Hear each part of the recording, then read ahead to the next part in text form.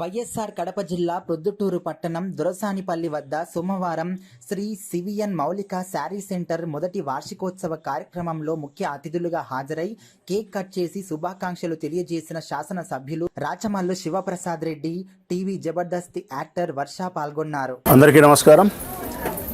ముఖ్యంగా ప్రొద్దుటూరు నియోజకవర్గంలో ఉండే నా అక్క చెల్లెమ్మలకు ప్రత్యేకమైన నమస్కారం. ఎందుకంటే షాప్ ఇది మీదే.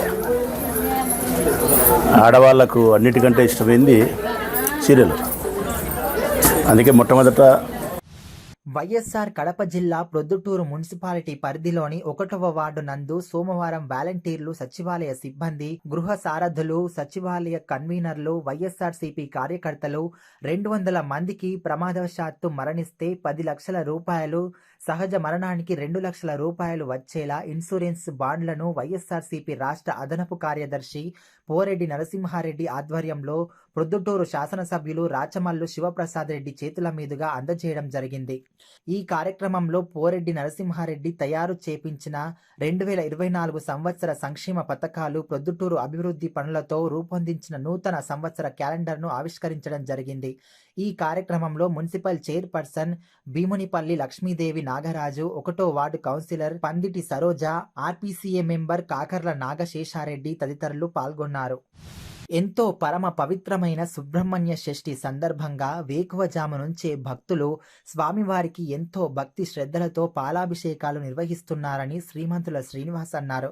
పశ్చిమ గోదావరి జిల్లా భీమవరం పట్టణంలో 24వ వార్డు రామాయణం సుబ్బన్న గారి తోటలో వేయించేసి ఉన్న శ్రీ విఘ్నేశ్వర సీతా రామాంజనేయ పుంతలో ముసలమ్మ సుబ్రహ్మణ్యేశ్వర స్వామి ఆలయంలో ప్రత్యేక అభిషేకాలు నిర్వహించారు. సుబ్బారాయుడు స్వామికి భక్తులు అభిషేకం నిర్వహించాడు. ఈ సందర్భంగా ఆలయ నిర్వాహకులు శ్రీమంతుల శ్రీనివాస్ మాట్లాడుతూ, సుబ్రహ్మణ్య షష్ఠి సందర్భంగా దాతల సహకారంతో కళ్యాణ మహోత్సవాలు, భక్తులకు అన్న సమారాధన నిర్వహిస్తున్నామని, భక్తులు స్వామివారిని దర్శించుకొని తీర్థ ప్రసాదాలు స్వీకరించాలని కోరారు.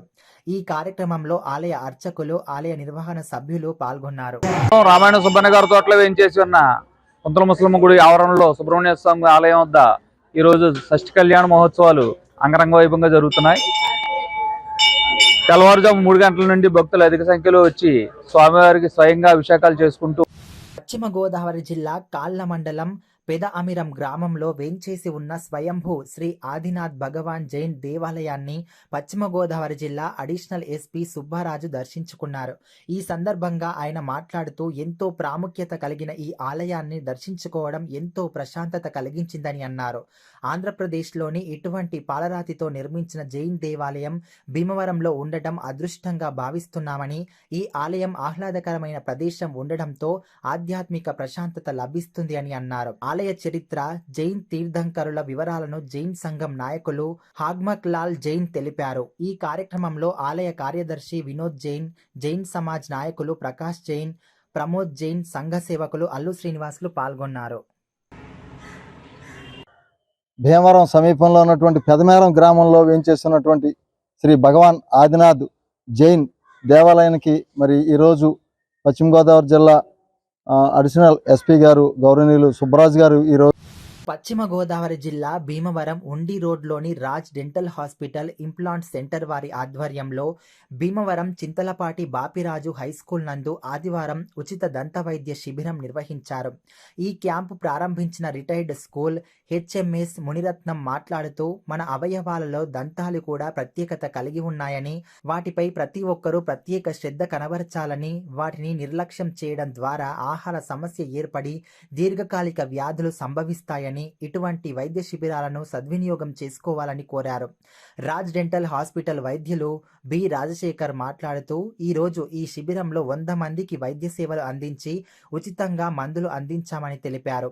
ఈ కార్యక్రమంలో doctor Bhargavi, doctor Vakul, doctor Durga, Pitani, Gopalakrishna, Allu Srinivas, Manoj, Suresh, విజయ్లు పాల్గొన్నారు.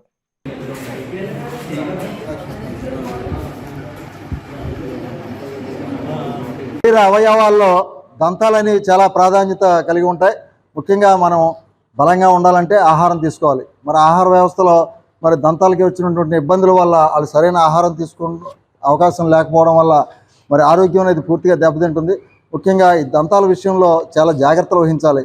మరి ఈరోజు భీమవరం పట్టణానికి చెందినటువంటి మరి మునిరత్నం గారు రిటైర్డ్ హెచ్ఎం గారు మరి వారి కోఆపరేషన్తో ఈరోజు ఎస్హెచ్ బీఆర్ఎం హై స్కూల్ ప్రాంగణంలో భీమవరపట్నంలోని ఉండి రోడ్లో ఉన్నటువంటి Raj dental hospital employment centre మరి వైద్యులు మరి భార్గవి గారు అలాగే డాక్టర్ భార్గవి గారు